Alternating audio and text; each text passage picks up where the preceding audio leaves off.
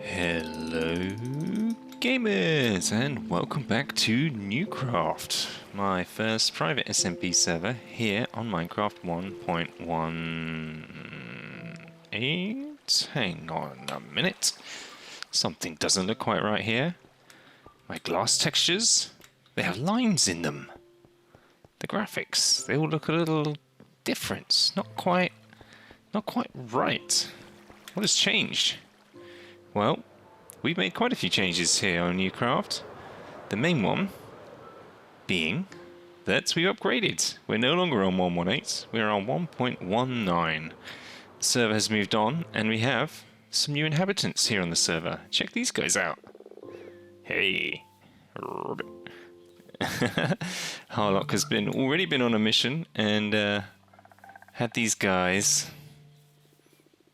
populate our pond. I think he also put some tadpoles in the water, but I'm guessing they've all hatched already, and they are already all frogs. So we're going to need to get some slime balls in here and start feeding these guys to breed them up. But this is great. This means we're going to have horns, it means we're going to have the deep dark, and I've actually already found a deep dark. I went exploring, did some caving and stumbled across an ancient city already, and got very scared. Shared the coordinates with everyone else, and it has been looted, demolished. No chance of us, no reason for us to go back in there. So we're going to find one of our own sometime soon, and head back in there on camera and do it properly get my reactions for the first time exploring it, because it looks spooky. And so, last episode, what did we do? The shulker farm, of course, our shulkers. It's just over there. We fixed that last time, and we also built a very nice centerpiece in the end, which was really great. This episode, we might do some 1.19 things, but nothing too new there, perhaps, because we have another thing in mind.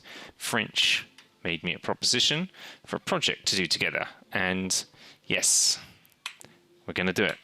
We're going to do this project together. It's going to be a big, big undertaking, and it's going to be pretty cool, something that I've never done before. So let's go over there, speak to French, and find out what it's all about. So French came to me with a little bit of a proposal recently about wanting to work on building a perimeter together. My first question was, why? Why on earth? But then I thought, why on earth not? That could be really fun. And we could build some incredibly, incredibly powerful farms in there. And so I agreed. I said, let's do it. So we hunted around the map, we found ourselves a location, and before we knew it, French had already started. Check this out. We need to build a world eater, of course, and in order to fit a world eater in, you need a pretty big trench, which French has dug. He's done this all without me, because I've been busy. However, using some TNT duping flying machines, he's created this enormous, enormous cavern. Two of them, in fact. There's one here, and then there's one the opposite side of the 16 by 16 chunk space that we're going to eat out. And here is a rather large river biome, which will enable us to build a very large drowned farm to get copper, which would be pretty amazing. And here's the other trench over here. Still need to do a little bit of cleaning up in this one, but it's looking pretty amazing. Pretty amazing. Fantastic start. So I'm just come out here to, well, see the progress for myself, and also to help French a little bit. We're going to dig now the trench down the sides. We need to carve out all four sides. These additional side trenches don't need to be quite as wide as the initial ones here. But doing all this will enable us to build the World Eater, which is going to be the fun part. So I'll get back to you in a minute once we've got these TNT flying machines in place, and we'll commence working on this next bit of landscape destruction. So this is the place for the TNT. Well, I'm gonna start the machine now. Okay, let me go. Watch it start.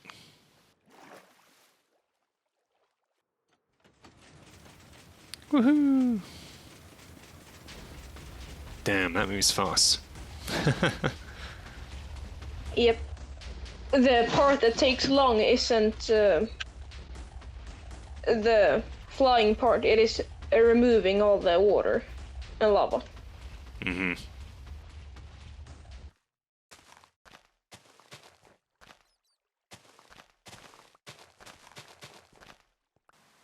Okay, it's raining, as is quite common on this server and 1.1.8 in general. However, we are out here at the place where we are making the perimeter, and French has been busy. He has fulfilled his end of the bargain here, and he has run the trenching machines and made this. Look at this. This is a massive trench all the way around the 16 chunk perimeter that we're intending to do. Still got some lava spots to clear up. This trench goes from all the way down to bedrock, all the way around, and what this trench enables us to do is gives us the space to be able to build a world eater. And the world eater, that's my responsibility on this project. I helped a little bit with this stuff, but it was almost entirely French, to be honest. So I've got some materials here. We're going to need lots and lots and lots of stuff in order to build our world eater. And this is going to be the bottom of it. Down the bottom here, it's called the sweeper, and the sweeper section comes in and it takes care of like water and lava and stuff like that and removes all those kind of source blocks as it goes so they don't get in its way. And at the very top here is the second half, and up here is the TNT dupers basically, and there's just a load of them that go along and they drop TNT ahead of the sweepers so that it doesn't get destroyed and blow everything up as you go. And the TNT drops from a certain height, explodes at a certain height, and when it gets there, it just takes one layer at a time off this thing. I think it goes all the way across, returns, and then goes off again and returns. Now, this is a fairly... It's not that complicated, but it is very repetitive and very large, this world eater. I mean, look at the size of this. This is 16 by 16 chunks. We're going to clear out this entire thing. And we chose this area specifically because there's this massive river biome. This is actually one big river biome right in the center. We've chopped off and isolated the river here, either side. And this is going to enable us to build an enormous drowned farm in here if we want, to get copper and tridents. And we're going to put some creeper farms in here and a whole bunch of other stuff. Now, we have just upgraded the world and we don't have Optifine or Fabric or Lightmatica specifically right now, which is going to make building this world eater very difficult. Based on the available plans we can find on how to construct it online. So I'm going to try and make a start, but I may not get very far and very likely won't finish it this episode. So in the meantime, we're going to go off and get up to some other shenanigans on the server. Okay, up above my base here, where my honey farm is in the mountain, I'd previously got this guy who spawned and secured him. So I'm going to head off and see if I can find a companion for him, because with 2 goats we can make more goats, and with more goats we can get goats, one right there, we can get horns. This is fantastic. I was expecting to have to go very far to find you, my friends. Come this way, and together you're going to make the goat babies. Oh man, I lost them already. And from there, we can make all of the horns we desire. Okay, you two stay right there. I'm going to go get some materials and do some preparations for a little arena of sorts. Fast forwarding a little bit here, what I've done is I put my 2 goats in this little 2 wide tunnel. And as you can see, they're already starting to ram me here, which is great. The intention being that I've been breeding them up, so now we've got 4. And yeah, they can't escape. So I'm going to keep breeding them up, I believe, get a few more in here. And I'm going to track them to down one end, and they should charge and charge me from the other, just like that. And there's a step here at the back, and I can just get out the way. I can either dodge to the side or jump up on the step just in time. Here we go. Oh, this is really tricky to do. You've got to get the timing just right. And if you do, then they should drop a horn. And from there, we should be able to get ourselves a bit of a collection going. So I'm going to continue practicing my dodging, seeing if we can get out the way in time, and hopefully get ourselves a first horn.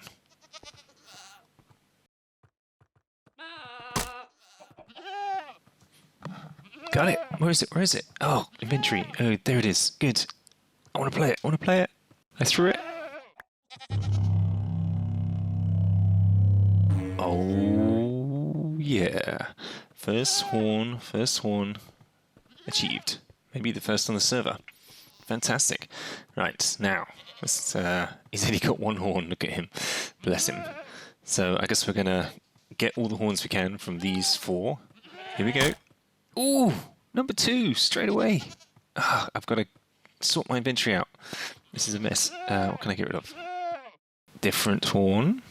Yeah, feel and ponder. Oh, I love it. I love it. Oh, I need to go. Sort out my inventory so I can actually store these somewhere and keep going. We're going to get more and more of these. Woohoo! Okay, so now extended the Hall of Goat. It's very ugly right now. I'm going to make this more beautiful in the future, but for now it's a functional horn farm. So I've just been breeding these guys up. We've got a few kids in here, literally kids, and yeah, now we've got a bit more room to maneuver, and hopefully we can get the horn generation speed up a little bit. So these are all the horns we got from our first little endeavour. We've got 3 types: feel, sing, and ponder. So we're just going to give all these a quick go. Start with sing. Classic. That's the I think that's one of the more common ones I've definitely seen in other people's videos. This one, feel. Okay. Whoa. That was pretty unique. I haven't heard anything like that before. And finally, I picked up 2 feels. Let's go get the ponder. This one I've got the most of so far. That's pretty fun. Excellent. Okay, so we're going to keep grinding away and getting some of those horns and see if we can get them all. So I've been continuing here to get more horns. We've got quite a few, and I've been doing a bit of reading on the wiki as well. So, ouch. Apparently, there are only 4 types of horns from regular goats: ponder, seek, sing, and feel. However, I have learned that 4 horns are available from regular goats. The other 4 that are available are only available from screaming goats. Now, screaming goats, they only spawn naturally, so we can't breed these guys up to get them, because none of these are screaming. And when they spawn naturally, I think there's only something like a 2% chance, I think the wiki said, of a screaming goat spawning. Now once you have one, you can breed it with another ordinary goat, and you have a 50% chance of getting a screaming goat. So if we can find one screaming goat, I think we can get the rest of those horns fairly easily. So I was just flying over these mountains looking for my screaming goat, and I came across this dark-looking material on this floating island here. I thought, this is a bit odd, and then realised it's mud. This is mangrove. We're in a mangrove forest here. Check this out. This is exciting. So I'm going to start collecting some stuff up here, and we're going to be taking some of this home, that's for sure. We're going to go down there into the mangrove forest, get ourselves some of those, I forget what they're called, something like that. I'll find out in a minute. But let's grab some of this mud here, and then we can head on down into the forest and see what it has in store. There they are. Oh, they're everywhere. Check this out. Oh, there's one just on the ground. What is that? Yeah, it's a propagule. There you go. I knew it had a name with a P in it. And I believe you literally just whack these things. There's a chance of them breaking when you do. But yeah, they just come straight off. And this stuff, I think it's getting destroyed. Oh no, there it is. Aha. That is our mangrove roots. These are the new blocks that can be waterlogged. Fantastic. I'm just going to tear all of this down. The new mangrove wood. Oh, all these new recipes. Gotta say, I do like the environment here. It's these, what are they called? Is it mangrove swamps? Mangrove swamp biomes are nice. I like the watercolor, the way the trees come underwater here, tropical fish. Ooh, even caves, check it out. They're pretty cool. It's a really nice biome. It does feel a little empty, I would say. I mean, we got the frogs, cool. I haven't seen any in here yet, actually. Where are they? I'm assuming they're all on land somewhere. Not that there's much land around here right now. But yeah, it just feels a little devoid of life.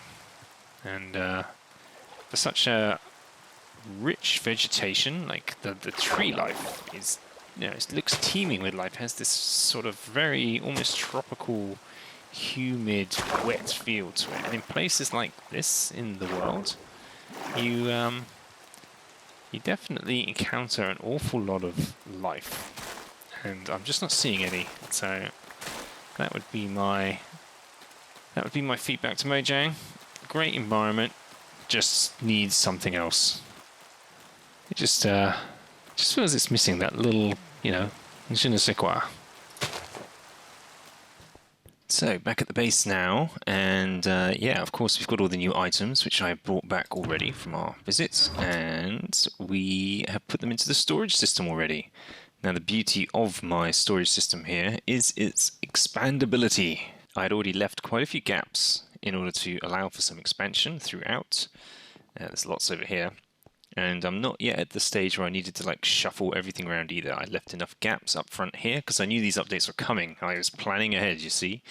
And so at the end of our logs here, so these are the logs, we've got acacia, jungle, and now the pink is for mangrove. And then it goes into crimson and warped. And then the same for the woods. So the woods go from acacia to jungle and now to mangrove and then into the others.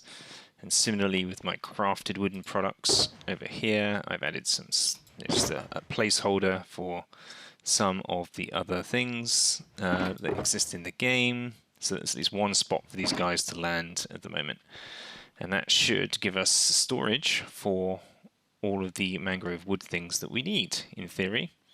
Of course, there's the actual sort of other stuff from the mangroves, which are new. So I put mangrove roots over here with the other plant and tree stuff, along with the muddy roots. And then the propagules with the saplings. And, of course, mud. Mud is new. One thing I'd need to make room for is the mud brick stuff, which might go in here or something. But for the time being, I've just put mud up here at the end of sort of dirt bricks and then mossy cobble before going into other things. So we've got space here to add the other brick types that will come off of that. And then, of course, all of the craftable stone stairs and slabs and things over there, which we'll do as well. So in order to do that, we need hay, and I don't think we have a lot of hay right now. How much do we have? It's one of these yellow ones, surely. Yeah, not a lot, and a bit in my inventory here. So in order to make the mud bricks, we've got to combine the mud with hay, I believe. So let's take some of that, and that makes packed mud. And then packed mud, we go over here. Is that right? Or have we got a bake packed mud? Maybe we put this stuff in the furnace? Apparently, packed mud doesn't doesn't smelt, so I got that wrong. I thought maybe it needed to be dried out. Oh, you just craft it, so it just goes straight into mud bricks. So you don't use the stone cutter. 24 packed mud is going to make us 24. Okay, it's 1-to-1. Great. And these we can stone cut, right? We're going to need some of those, a bit of that, and a bit of that. Awesome. Okay, now we can find storage homes for these guys. All right. I think we're probably going to leave that episode here for today. We're still, we have since during the recording of this episode managed to get all our updates installed. So we have Optifine, we have like Matica, we have Fabric. Everything has early versions of 1.19 ready at least. So we're back up and operational with our usual setup and yeah, in a good place to start working on this perimeter next time.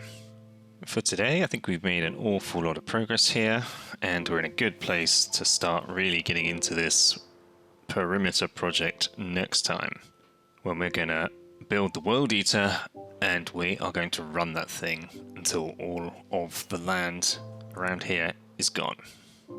So, all that is really left to do is to thank you very much for watching. I hope you enjoyed this one. We will get up to some more 1.19 shenanigans in the future. There's some other stuff I do want to do, like the Deep Dark, the Ancient City, and Froglamp Farm. But for today, thanks for watching. If you did enjoy it, please give us a like, leave us a comment, or if you've got any ideas for the types of farms we can build in the perimeter here. And we'll see you all in the next episode. Take care for now. Bye-bye.